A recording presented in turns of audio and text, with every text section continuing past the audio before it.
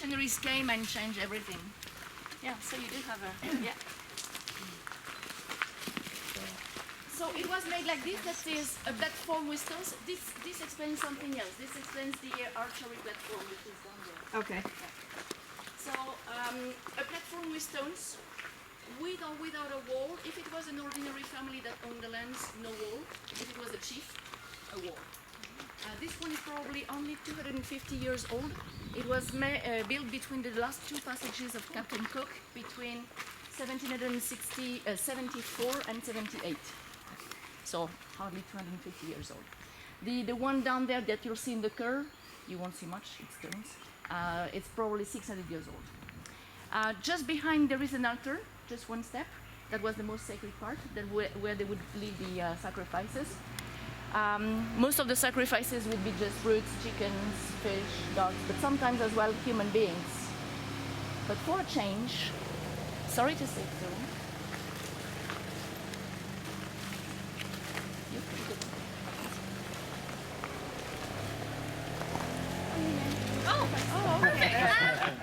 for a change. So no, we don't do that anymore. The last sacrifice took place, human sacrifice, took place in 1840 in Raiatea. Never, well, when Europeans came, there were no cannibalism in the Society Islands, but in Marquesas Islands, yes, the last one was 1860. They were still in New Zealand as well, Hawaii, Easter Island, either. That was either. Yeah.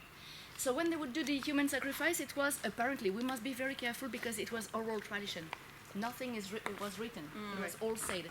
And the first writings were Captain Bougainville, who said that this was a paradise, and Captain Cook, who said paradise, but human sacrifice. And so they were Europeans, they were men, they didn't know the language, so what did they understand? And they were not invited on a religious thing. So Captain Cook saw a human sacrifice in Tahiti, not here, and from far away, through the bushes. So he didn't know exactly what was going on. So apparently, it was to end a war or not to start one. When it was to end a war, it was easy because then they would take just a warrior who was already dead. Okay. But when it was not to start a war, the people who was, the tribe who was asking for peace had to offer. Oh. It seems, again, we must be prudent. It seemed that the highest priest would decide and would not explain why. He would just say, "Go and get this one." Apparently, it was often teenagers, maybe somebody who said something wrong to the priest. Didn't have to say why. So when the youngsters knew that there was something going on, they would escape in the mountain, try not to be found. So when he was found, he wouldn't suffer. A knock on the head, like a rabbit, and that's it, over.